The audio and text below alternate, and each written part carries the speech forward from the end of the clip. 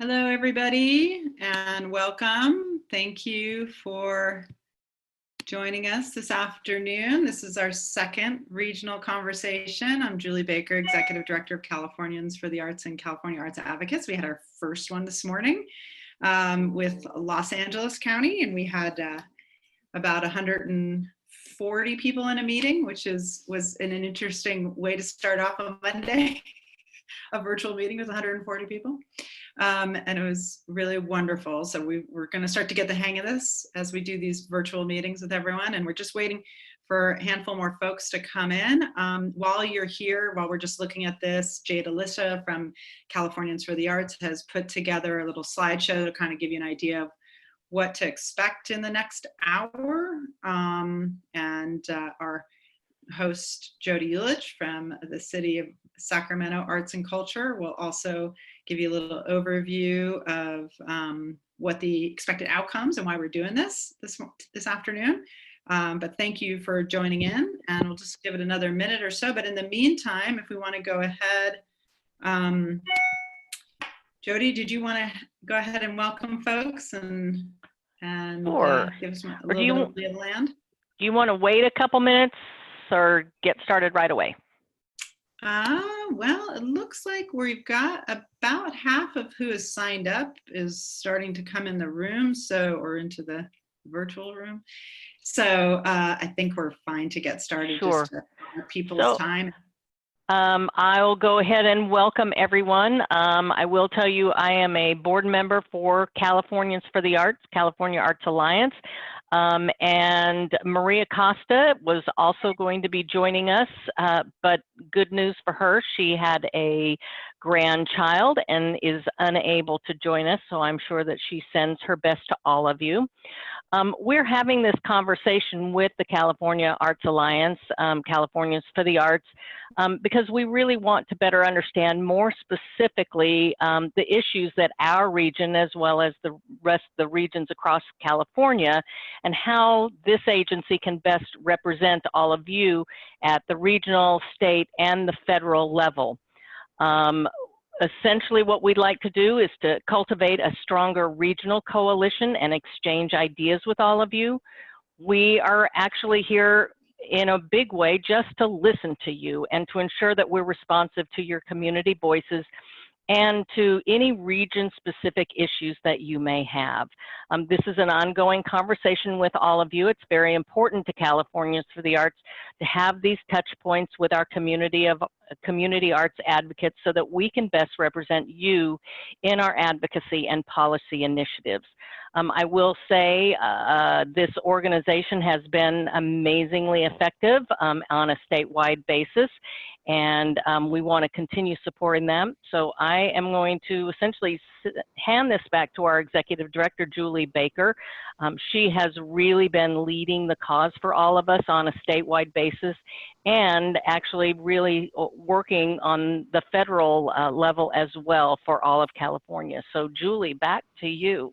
Yeah, thanks, Jody. I just want to reiterate, what we're trying to accomplish with these regional conversations, and it is regional in that I know you've been doing a lot of these just with the city of Sacramento, but this was meant to also include, folks from Davis and other counties around, and so I'm hoping that some of those folks will join in. They had signed up because it really is important for us. We are a very small organization. Just to give you some context, our own budget is about $250,000. We have one full-time staff person, myself, and one part-time staff person, Jade Alicia. So we are trying to serve 40 million people, essentially a small country, in representing arts advocacy. And we've divided the state into 9 regions, and this is the second of our regional conversations. And the purpose is, as Jody said, is really to listen to what's happening within your community in terms of arts and culture, and how can we best support you to be informed and effective advocates for you at the federal level and at the state level, and to learn and share what you guys are doing at the local level to be effective as well, because there's a lot that comes into the local area where you can really activate. So I serve as the state captain along with Brad Erickson from Theater Bay Area to Americans for the Arts, with federal advocacy during COVID being probably the most critical right now in terms of making sure that we get funding specifically for our sector and that we're being heard and we're being represented. It's a real pleasure to work with Americans for the Arts, who's been leading this cause for a very long time. And we are really excited to have with us today Narek Rome, who is, Narek, remind me of your title. You have a very big title, government. Yeah, VP of Government Affairs and Arts Education. Excellent. So Narek and I see a lot more of each other than we used to before COVID. And he's going to give you guys, we're going to try and keep all of our presentations short so that we can really have more of a conversation. And so Narek's going to give an overview of what's happening in the federal landscape at 1:07 Pacific time, since it probably will change at 1:10 Pacific time. Right? Because it goes back. So Narek, to you. Sure. Thanks, Julie. And I'll just give some introductory thoughts. And I'm very anxious or happy to answer or respond to any other issues that develop throughout the call. Julie's right. We've been seeing a lot of each other the last 3 months. What's happening right now is a very unprecedented amount of federal activity, federal congressional legislative procedures and process and consideration of in response to this pandemic. And obviously the pandemic itself is a 100-year kind of activity. What Congress has been doing in response to it, obviously no one in Congress dealt with this 100 years ago. There's no track record. There's very little that precedes that can give, usually this is an institution that relies on what happened last time and trying to improve on it for the next time. And I've been doing federal affairs at Americans for the Arts for next week will be my 16th year, or starting my 16th year. And this is unlike anything that preceded it. And I was worked on the stimulus bill in 2009 during the Great Recession. And that was about a $770 billion bill at that time. We're now talking about trillions of dollars in response from Congress. So there's a lot that Congress has been looking at. There's a lot of federal policy being touched. That's another thing. The stimulus bill was about stimulating the economy, and that could be done through a variety of business programs. In response to this pandemic, you have healthcare issues, you've got tax issues, you've got appropriations for healthcare research and other coronavirus rapid response issues. You've got the same small business programs. There's a lot of nonprofit issues as well in terms of there's gig worker issues. There is a broader set of policy topics involved inside of a congressional legislative process than ever before. And that has stretched a lot of our efforts very thin. And we are working with groups that weren't around a couple months ago that we welcome, happily welcome to the advocacy fight on behalf of the creative economy. There are groups that are just as challenged in terms of getting their message out. There's more competition for getting your message out than before with congressional offices. And so I just want to give you a sense of some of that scale that's happening right now.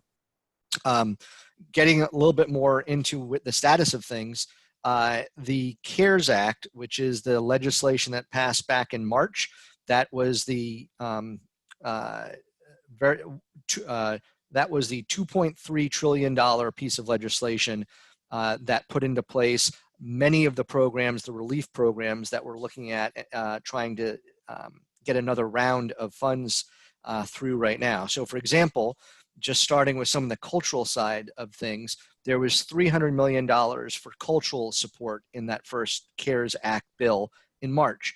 75 million, for example, went to the National Endowment for the Arts that then went to your state arts agency in a formula. Some of it went to the National Endowment for the Humanities, also then went to California humanities organizations. Some went to the museum, federal museum agency as well. That was 300 million. There was about 700 billion that went to small business programs through something called the Paycheck Protection Program. That has, out of that, 4.9 million loans were made to support small businesses. And the biggest change to federal policy that is connected to the arts is that gig workers were included in that as recognized as small businesses.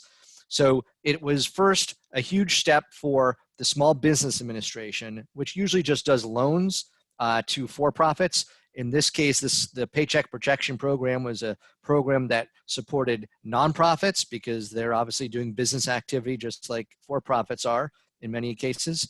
Forgivable loans, by the way, that are right now turning into are coming due or being released, and gig workers. So those would be self-employed artists, and artists, by the way, are 3.5 times more likely to be self-employed than other sectors.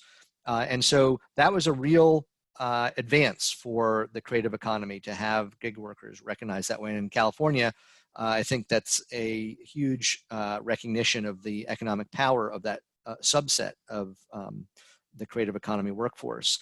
And so that was a lot of what was in the CARES Act. There's many other pieces. There's some other disaster loan programs. There was the $1,200 direct checks that went to every adult up to a certain salary threshold.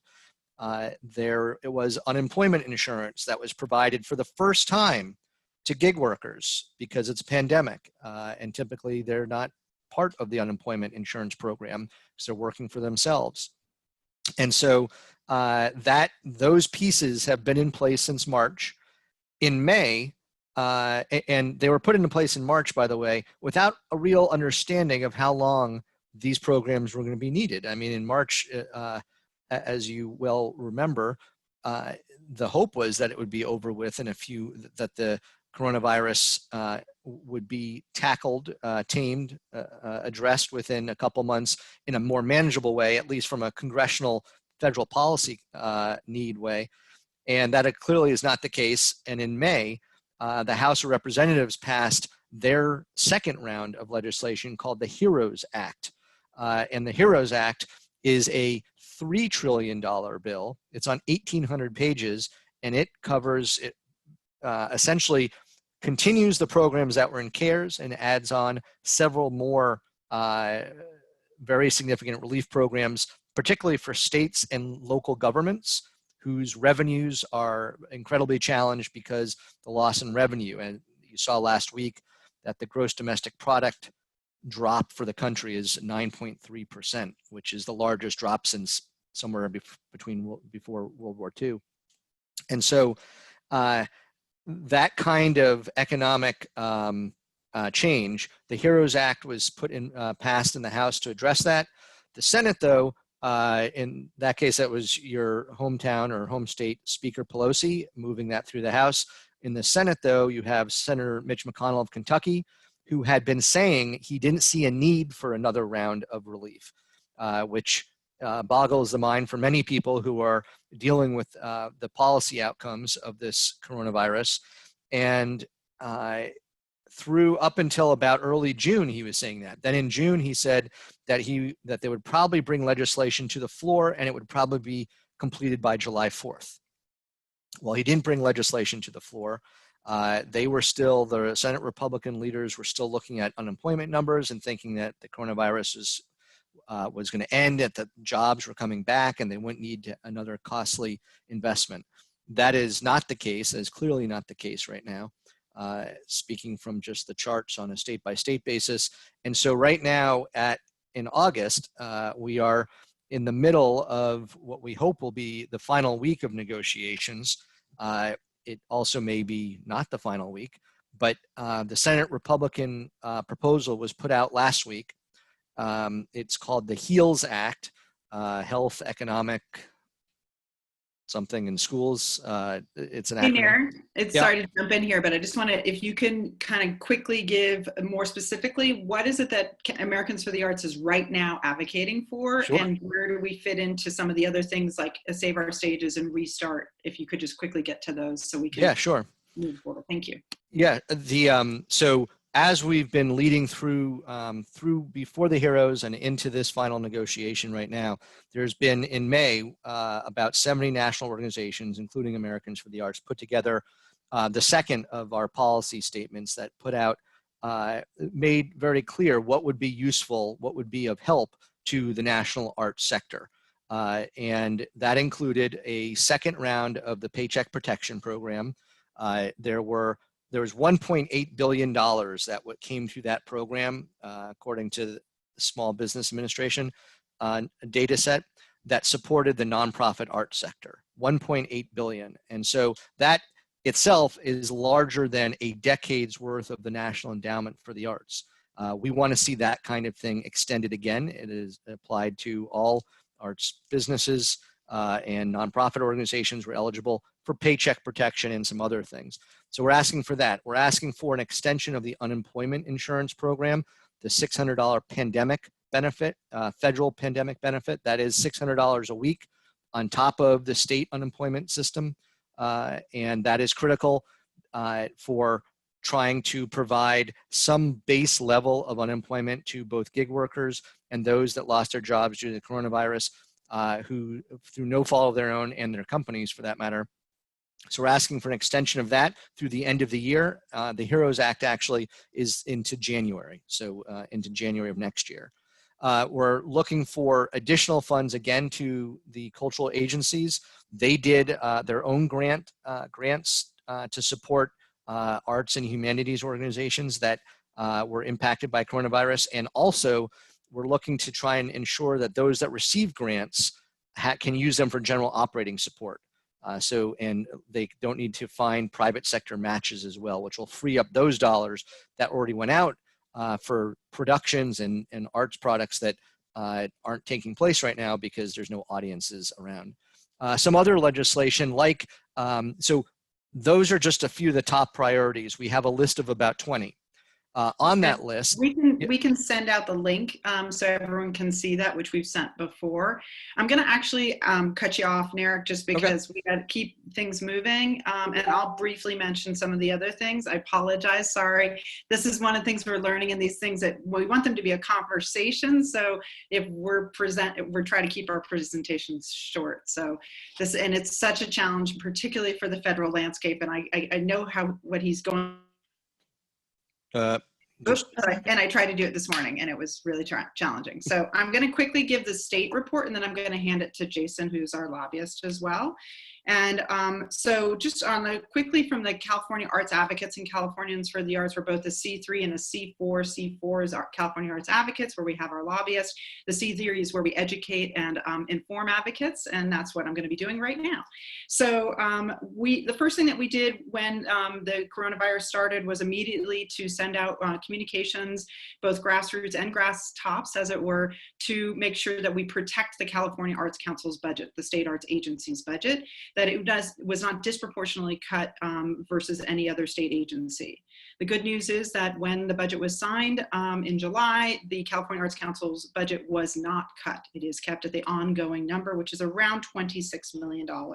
We continue to advocate to make sure that arts and culture are included in any statewide relief efforts. We also advocate directly to the state arts agency, the California Arts Council, to make sure that their grants are looked at for general operating, to expedite them as quickly as possible, to relieve some of the match requirements, although the legislature has required that 10 million of the CAC's funds have to have a match, and also to give direct relief to artists. And they have created a fund, $1 million fund through the California CCI, California Cultural, CCI's acronyms just escaped me for a second. Someone else, anyone? Can someone jump in there? Center for Cultural Innovation. Center for Cultural Innovation. Thank you. Too many acronyms in our world. Let's start with C's, right? Anyway, and so they're doing a $1 million program. We are actually working to see if we can get a private match for that. So stay tuned for that. We need to get statewide funding for arts and culture workers. Right now, all of our funding for the arts is regional. The only statewide access for funds is the CCI's funds through Hewlett for professional development, for this one particular fund, and then the California Arts Council. We are also working on jobs creation for the creative sector, and we're working with that with the legislature, as well as with the governor's task force on jobs and economic recovery, that he put together 80 people in the beginning. There was not one person from the arts and culture sector there. There was arts, there was entertainment Disney, Netflix, but no one from arts and culture. We advocated, along with a lot of other people, to make sure that someone was at the table, because as they say, if you're not at the table, you're on the menu. And so we wanted to be at the table. And so we got Deborah Cullinan from, and I'm saying we, very large collective effort. Got Deborah Cullinan, who's the CEO of Yerba Buena Center for the Arts in San Francisco, is on the governor's task force now. I speak to Deborah weekly. We are working on a statewide convening as well.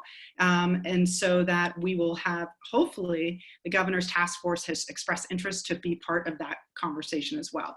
This is so that we are actually being seen, recognized, and heard, not only about what are some of the things that the impact of COVID-19 and other pieces of legislation, et cetera, but also to show how we can be impactful and effective, both in the public health crisis, as well as in the rebuilding and reimagining of California.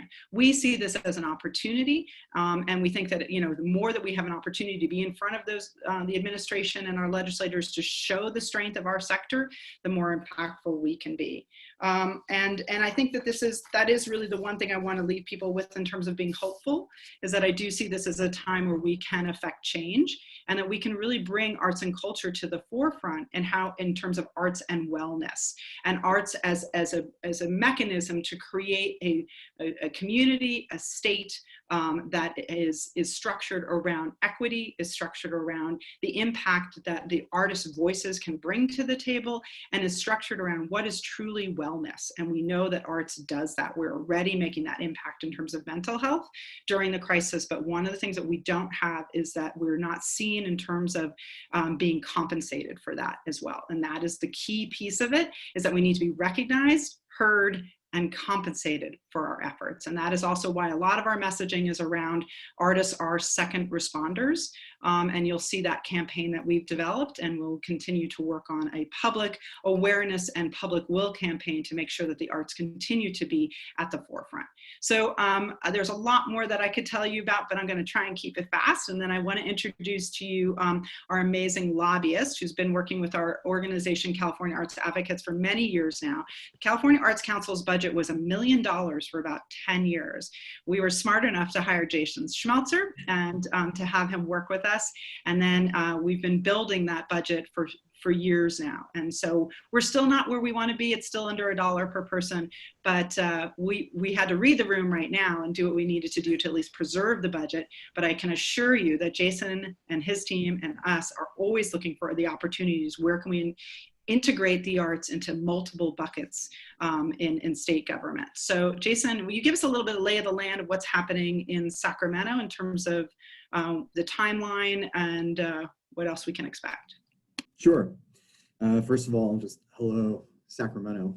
This is my local call, so that makes me happy. I see some signs of my local music scene, which I'm really excited about. I hope I see some of you at Harlow's. I see a t-shirt hanging in the background, and I see some other folks too. So hello, Sacramento. So I'm Jason Schmelzer. I'm a partner at Shaw Yoder Antwi Schmelzer and Lang. We're a lobbying firm here in Sacramento, and we work for California Arts Advocates.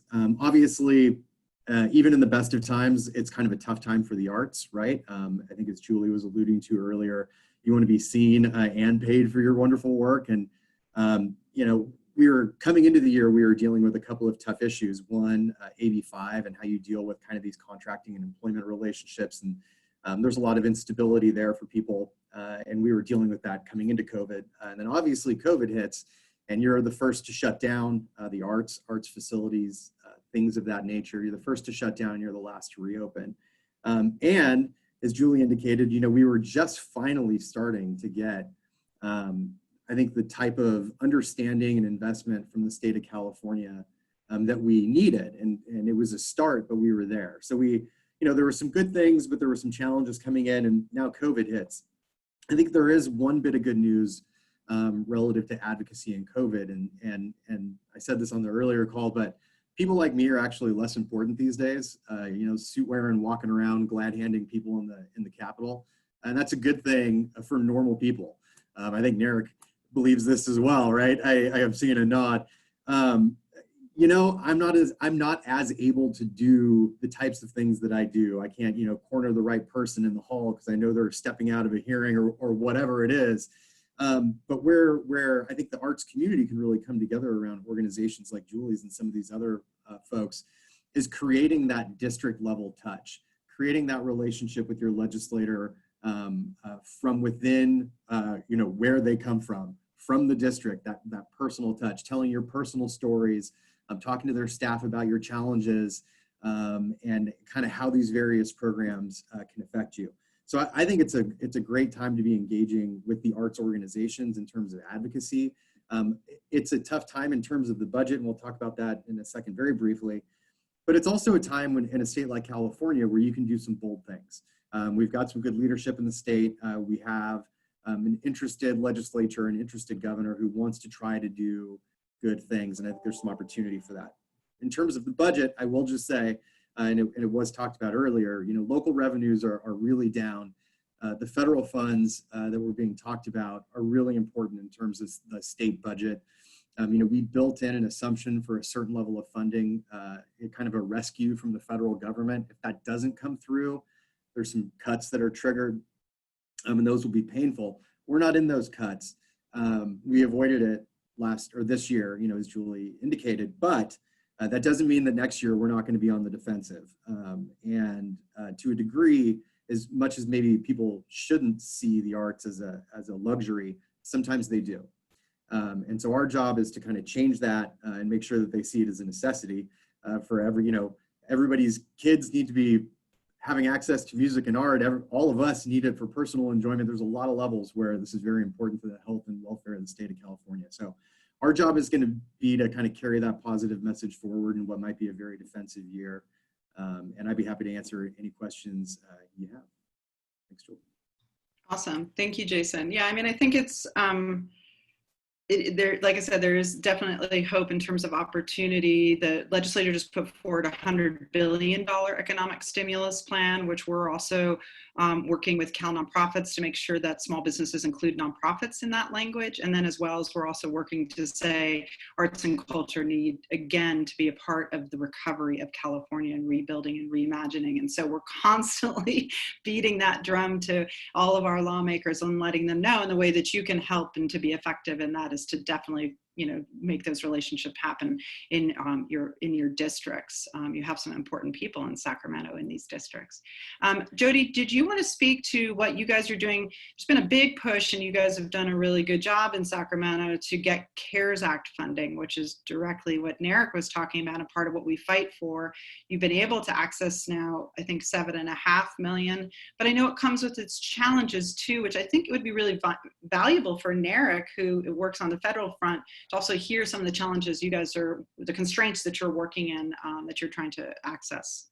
Sure, but if you don't mind, before I do that, I would like to kind of talk, we've been talking about statewide and federal advocacy. One of the areas, I think, in terms of advocacy that we've struggled with here is sort of that local regional advocacy. As you know, prior to the Office of Arts and Culture, it was Sacramento Metropolitan Arts Commission, but because it is seated in the government, it can't actually on a local regional level advocate. So I actually invited Liv Moe here, and I just want to introduce her real quick and give her a couple minutes to talk about sort of a regional push, a regional organization that is going to start advocating on this regional level.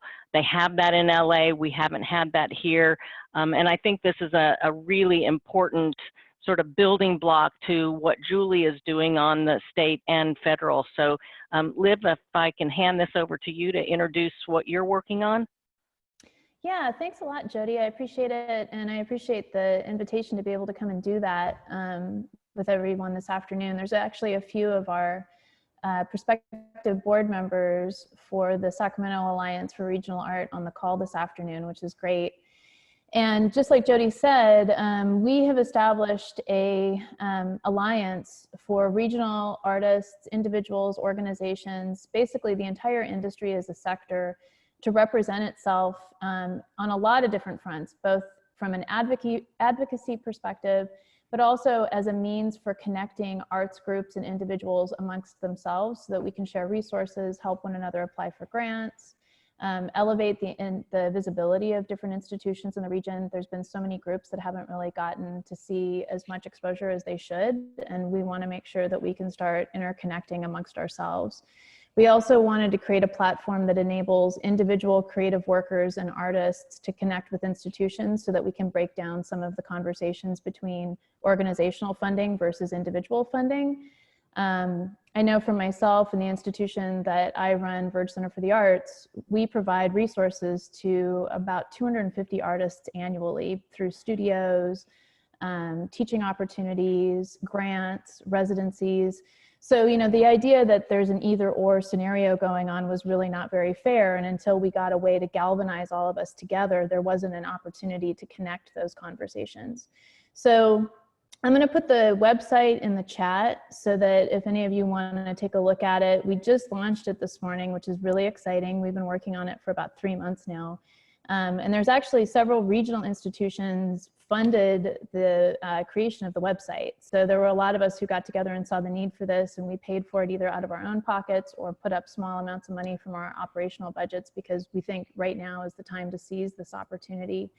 And then the last thing, just as a note, this is a 501c3 or will be a 501c3 organization that's going to do kind of similar to what Julie said, you know, teaching people how to advocate and educate, but not necessarily an advocacy organization on its own. But that is one of the functions of what it is that we're doing because we saw a need for it and wanted to give that kind of galvanized presence to our industry. And then one last quick point, I almost forgot the other reason that we really wanted to make sure to draw attention to ourselves in this way is that as all of these conversations had been coalescing around what was needed during COVID and quarantine and the economic impact that's been happening, there hadn't been an acknowledgement of the arts as an asset to the region, that we are employers, that we contribute to economic health. You know, all of us, Harlow's is drawing people out to shows. Those people go out to dinner, they're buying drinks. People come to art receptions, they go to dinner. We employ people. So, you know, we want a seat at the table when some of these conversations start happening about economic development and recovery in the city. And we felt like if we connected ourselves, we'd have a better shot at that too. So check out the website. There's ways that you can sign up and get involved. I hope you will. And thank you so much, Jody, for inviting me to talk about it this afternoon. There's people here from City of Davis, I think. There's some other, because we had invited, you know, it's not just City of Sacramento. Do you anticipate, you say regional? How do you define regional? Yeah, so we're following a similar model to what's taken by the Sacramento Region Community Foundation, which identifies 5 regional counties. So we currently have members from Davis, Roseville. Actually, Brooke Abrams is on the call right now from Blue Line Arts, who is one of our founding members. So we've been trying to identify different spots in peripheral areas and making sure that we have arts organizations and representation from those different areas so that we can bring in all these different groups, because there are a lot of contiguous communities that are connected around this region. So we didn't want to have, you know, isolation in that regard. Actually, Allison Cagley, there's several of us, and Shira. So.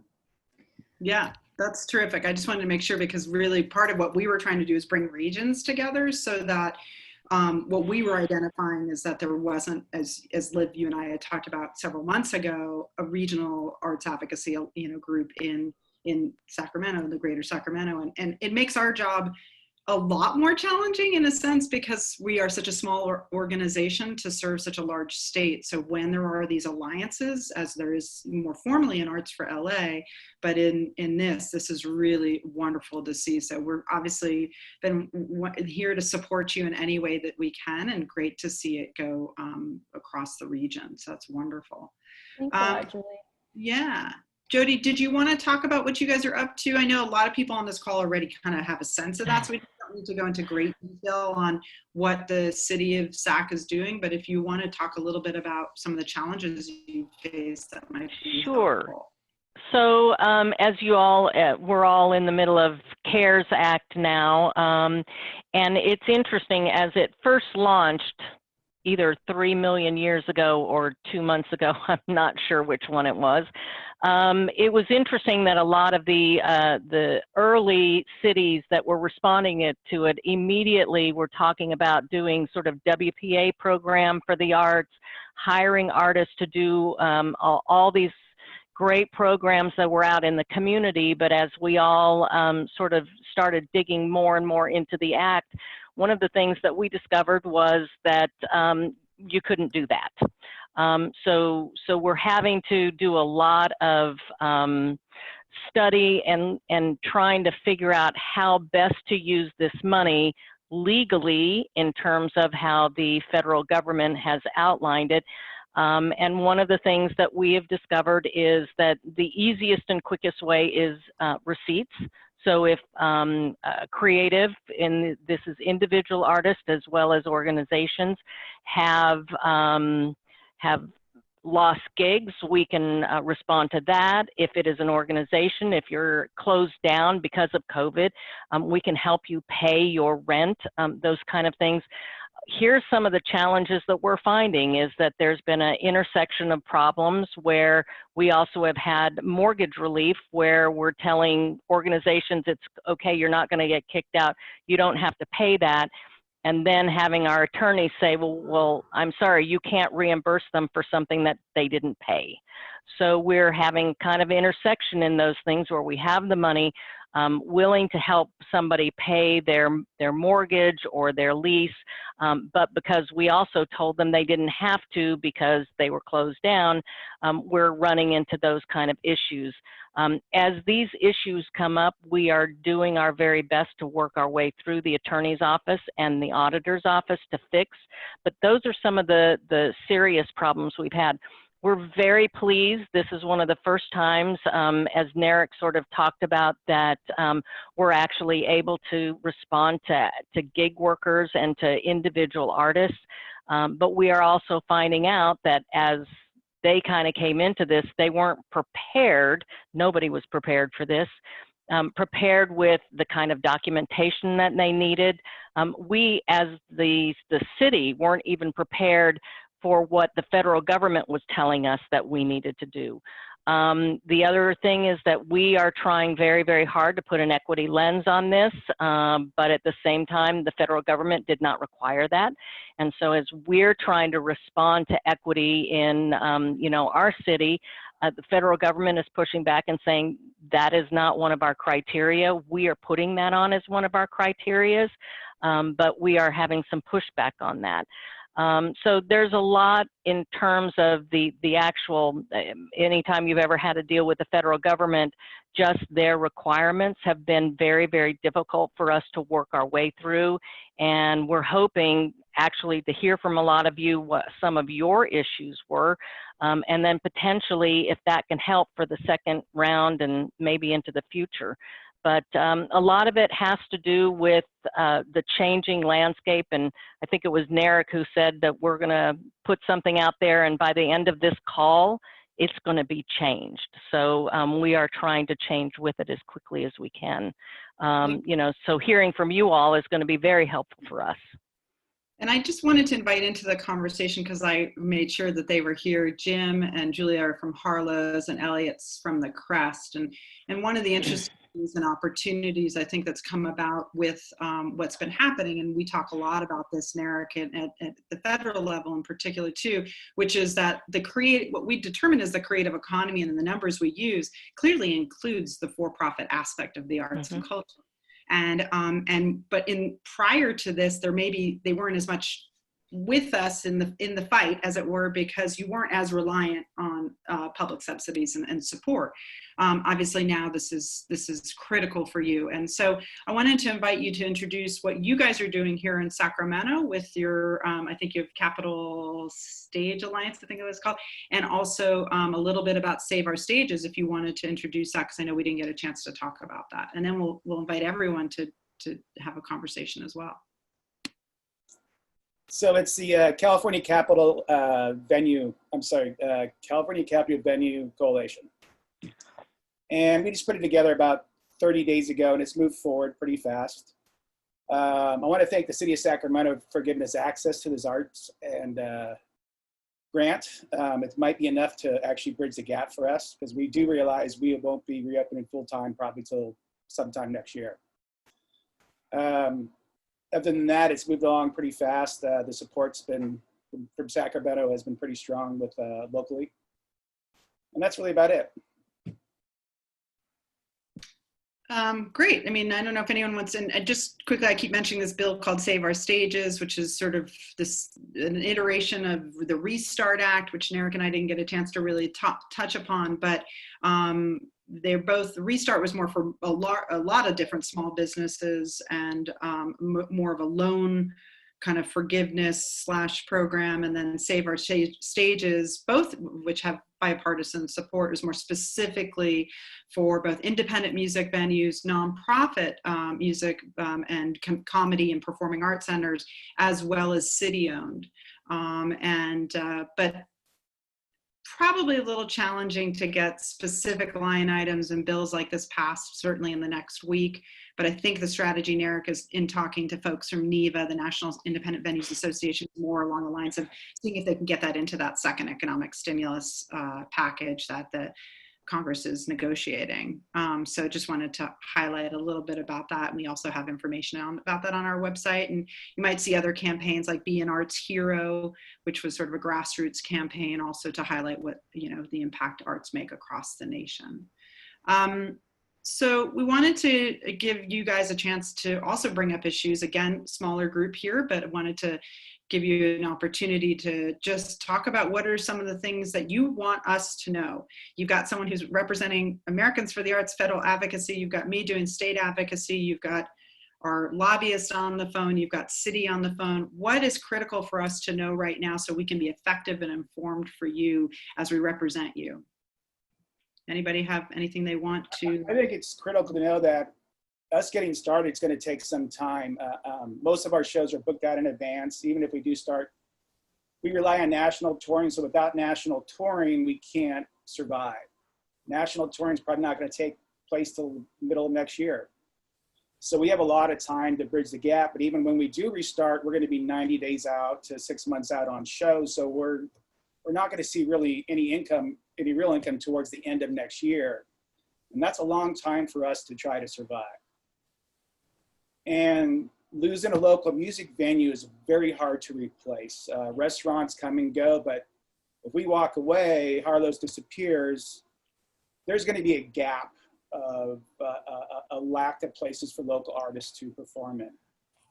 Right now, we're running a little drill, and we're picking November as a month. And what we do in November, we have 54 shows between our two venues. With that, we probably had 300 shifts for our employees. We've had over 100 bands come through, over 300 band members, 60 to 80 agencies we supported, plus all the local vendors. I don't think people understand how much that we reach out to. And that's the story we want to tell people. We want to let them know how our income is high on the top end, small on the bottom end. It's a love of the business game for us. We don't make a lot of money here, but we're happy doing what we do. We have to work all the time just to survive. So when we shut down, it's painful. And we have a very expensive building, a big building we're in. So there's a lot. I could keep going with this. It's been in my head for the last 6 months, and it's hard to get out of it. But I think we're going to survive this. But there's a lot of venues that are going to disappear. And I think your point, Jim, about, and we've said this also on the state advocacy and federal advocacy too, which is that, restarting our sector of actually having to have a new venue open versus continuation of a Harlow's is much harder, right? And so we want to preserve the infrastructure of what we have here. I just want you to know I'm a former presenter, so I completely understand where you're kind of used to run a venue and a world music festival here in Grass Valley. So I get it. And so we understand the venue situation quite well. Melissa, I think you're up next, and then we'll, I keep seeing hands, which is great. Great. Hi, I'm Melissa Cerrone from the Office of Arts and Culture. And I work primarily in arts education, and I think Jody was really clear about what some of the challenges were in the CARES funding, because again, it was relief funding, and working with arts educators and arts organizations that work in the schools. I feel like they see an opportunity to help in this situation as we move towards the school year. Arts educators really want to be on the ground floor of the work that needs to be done. But just curious to see if there is any thought that there could be funding coming down the pike, which would allow us to do programming, or would allow them to do programming and move more into the future rather than just deal with bills that they've already expended. So you mean, explain what you mean exactly by that. What would you expect in terms of programs? In terms of arts educators being able to help with, wellness issues, mental health issues in the schools, they really are kind of on top of that. And as we've said, second responders are really clear that our arts educators in the schools are doing that kind of work, and our arts organizations are providing that, teaching artists are providing it. There are lots of great ideas for pivoting to online learning and great new programs, but there's really no support for them at this time. So thank you for just expanding on that. It is absolutely in our proposals for jobs creation, and arts educators included in that. And it's definitely a theme we're hearing around the state for sure. So thanks, Melissa. yeah. Next up is Shira.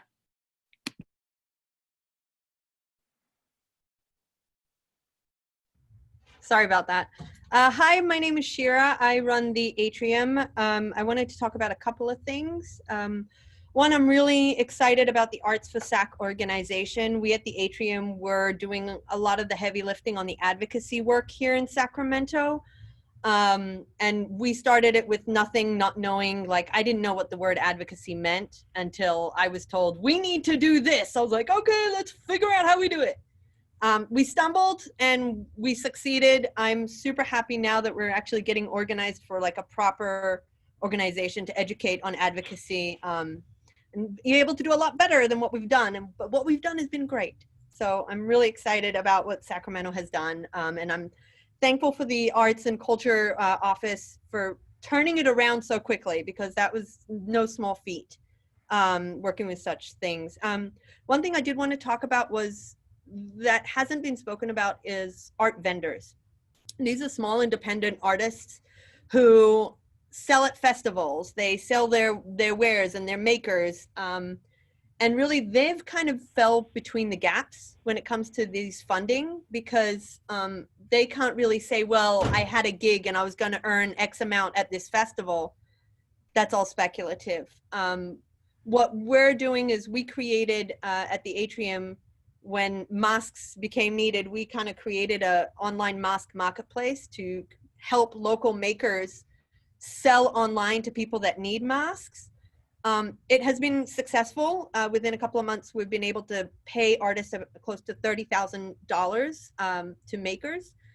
And now we're looking at, well, what else can we do? And we were thinking about expanding that out to being a regional place for local Sacramento makers. So that way it's easy for local people to support local, because if you don't know a name of somebody, it's kind of hard to know, oh, I want to buy local art. Where do I go? Well, you have to know the names of galleries or the names of artists.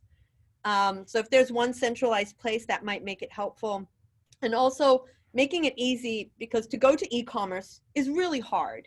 It's really like not easy for the standard people. So if there's a way that we can onboard artists onto an e-commerce site that is super easy, that they have to minimize what they do. So that's what we've been doing. And I don't know where we can find support for something like that, of like getting more makers online. And it's not necessarily about training them as much, because it's one thing to train, but then they have to have the equipment. They have to have the photography equipment, the camera, the time, and the learning curve time, which is a luxury that not many people have. So that's where we are, and we're trying to expand on that. And we've been asked by Stockton to kind of replicate what we're doing here in Sacramento, to replicate in Stockton. I know you asked me, Julie, a question. I haven't gotten back to you on that. There has no been talk on money, but I did introduce them the CARES Fund, and their arts community has not at all even looked at that as an option. So I think, yeah, just educating on that.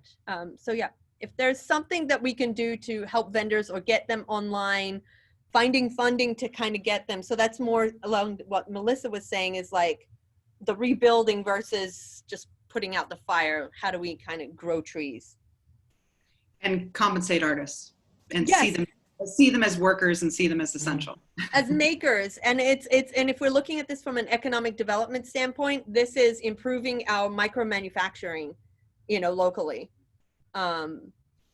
So that's kind of where I'd like to see things, and then helping artists actually think about businesses, growing them. So like, oh, you make these dope things that turn, like a little lunchbox into a Bluetooth speaker. Let's help you market that, right? Like that's kind of what we want to do. Anyway, thank you. Awesome. Thanks, Shira. Dina Howard. Hi there, everyone. Nice to see you. I work for California Lawyers for the Arts. I run the mediation program there. And I just had two very quick things. The first is that we are now working with the City Cares program to try to do all of the mediations for landlord-tenant issues, both residential and commercial. So we're getting a crazy number of calls and we're totally overwhelmed. But I've already had a couple of calls from artists who are having issues because they're paying for gallery space they can't use, or they're having just issues with their own, residents. But I just wanted to let you know that we are a resource for that. And we are through the city, but when you call the city number, people are coming to California Lawyers for the Arts, mostly to Jody Prunier and myself. And so obviously we love artists, and I want to make sure that you guys know that we are here for you. My other question is just that we've had a lot of calls, not through the CARES program, just through our regular programs, from artists who are struggling. And I'm wondering from this group, both in a regional, both from a regional standpoint and a state standpoint, what's sort of the best thing to tell someone, to tell an artist if they're struggling, who to reach out to? Because I feel like it's difficult to say, here's 20 different programs and 20 different places that are doing things. Is there something, maybe Julie, I don't know, where do we tell them to start if they need resources and to be able to navigate what's going on? I think that's all. I'm going to go to Rachel next, but I would throw it back to Jody because I think it ends up being pretty localized, right? And so I think going to your city department for arts and culture is a good place to start. But Jody, did you want to address that? Yeah, and regretfully enough, I agree with that. The problem, this is kind of a regional call. One of the challenges that we are finding is that the funds that were awarded to the city were very specific to the city, and that means that it's really restricted. So if it is somebody who is out in Elk Grove or Roseville, the funds that we received cannot help them, and that's kind of problematic. But if you are in the city of Sacramento, please feel free to look up the Office of Arts and Culture. We've got a staff that is really very up to speed in terms of what this money can be used for. Our first round has closed, but we are expecting more. We have a mayor who believes in the creative economy, and so he's made a very, very strong commitment. So we are hopeful that there will be additional funding. But please feel free, if you are any kind of a creative, whether it's nonprofit or for-profit or an individual artist, to give me or anyone on the staff a call, and we can help you navigate through some of those things. And we're also through Americans for the Arts, very connected in what's happening both local, statewide, and nationally, and can help you navigate some of those other things. The only big regret is the funds for CARES is restricted to Sacramento or the city of Sacramento only. And for any other funding, you'd have to go someplace else. But please feel free to give us a call. Thanks. And also, I just wanted to point, and I think Jay's going to put it in the chat, but YBCA Yerba Buena Center created a kind of collective called Culture Bank. And its mission is to place artists and their enterprises at the center of community investment strategies. And they actually have a call line as well. So I'm going to put that out there. It's on our own website, but I'll put it out there as well so people see that. But it's a great question, Dina, and I think it's something that the sector is really trying to effectively address. Because I think that when we are in moments of this, we recognize, who is the most vulnerable, and what are the support systems in place, and what are the gaps and what's needed. Rachel from City of Davis, have I got that right? Yeah. All right. Here I am. Hello. So I was just gonna plug in quickly to what Dina just said. The California Arts Council right now has a $1,000 grant that they're giving out to 900 artists, and it's a really short, it's a pretty simple application, and that's, it's a small amount for if they're really struggling, but at least that's a quick option to give, and it's a pretty short turnaround, I think. So my question was about public art right now. We have a number of projects that we've been trying to do both in public performing arts and in actual like putting out visual arts projects that are related to community health and wellness, and to kind of activating local downtown economy, things that would all be implemented really safely and that we're not being allowed to do right now because they're not specifically called out on the state's allowable activities list. And I was wondering if there is any advocacy going on right now, because I've heard this from other places as well, that having an individual musician performing in an outdoor area, not the concert, not something where they're going to promote like, hey, everybody come down, but just to provide atmosphere where we're trying to get people to go eat in a certain place, or, it's a really touchy thing. Obviously, it's very clearly not meant to gather crowds, and it's meant to be done safely. But when everything is safe, what can we do, or does anybody know already of activities? I mean, what we're encountering in our town is just, if it's not specifically called out on that list from the state, it's just no. And we have grants now that artists have received to do this work, so they could be getting paid now, and they're not, because we're not being allowed to do these things. So that was just kind of a question if anybody knows of anything in that area. I just saw that, I think it was an SF Symphony maybe put an artist out on the street playing the cello, and then one person sat in a chair opposite. Yeah. Like a one-on-one concert. Like a one-on-one, and it was just out on the street, and but I don't know exactly how it worked, but I just saw, I think I can share that with you. But I think that we definitely heard this in this second conversation, which is really along the lines of, where do we fit into reopening, and how can we effectively reopen in phases rather than just being lumped into phase 4, which is kind of where we are right now. Museums were able to open, now closed, where are they, that sort of thing. So it's definitely something we are trying to understand, and working with labor unions as well on that, because they have a door that we don't always have to government that they can open and have those conversations with. And so as long as they feel there's ways to do it, and they want to get people back to work as well in a safe manner, then there's some potential to try and get that into an earlier phase but in a safe way. So I think does that what you're talking about? And I actually think a lot of this is county by county. Regretfully enough, some counties are much more strict than other counties. We've actually found working directly with the health people at your county has sometimes worked, where you've really just sat down and said, these are the parameters of what we're going to be doing. And as long as the state allows it, sometimes your health people can be talked into it. Yeah, with the line they've drawn here in Davis and in YOLO is, if it's not on the state list, dead in the water. So, we may just try to advocate directly to the state and see if they can, it's just a specific thing. They just need to call out, like, whatever it's individual outdoor performers, or production, installation of outdoor public art, whatever it is, it just needs to be there, and then they'll let it happen. But right now, because it's not. So Rachel, definitely contact us about that. Okay. Again, because we are working with like AFM on reopening guidelines, that sort of stuff. And again, if think of labor is with you, it's going to be, you'll have a stronger voice at the table of the state government. Okay, thanks, I will. Yeah. Agreed. Yeah. So it is actually already 2 o'clock. These things go really fast. And I appreciate everyone who's shown up in the middle of the day to have a conversation. This is just the beginning. We hope that we'll have more of these.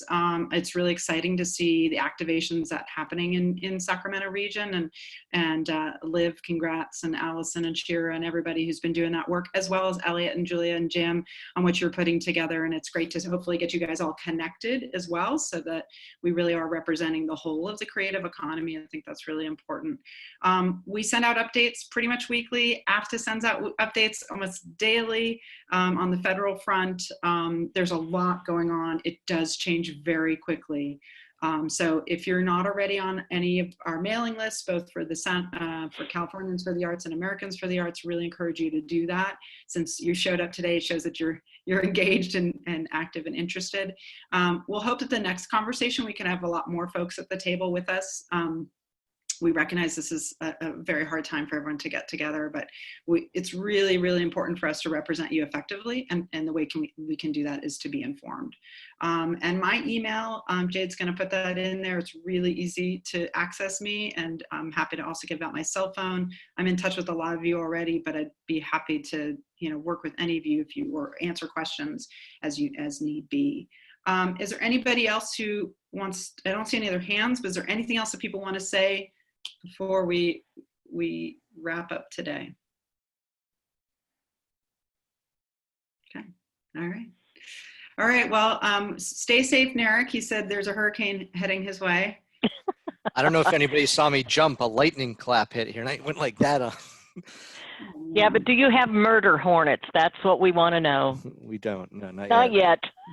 2020 is full of surprises. Anyway, thanks again, everyone. We'll be in touch, and keep the faith. We will be out there all representing and doing what we can to make sure that arts and culture are always at the table. Thank you, everyone. Julie.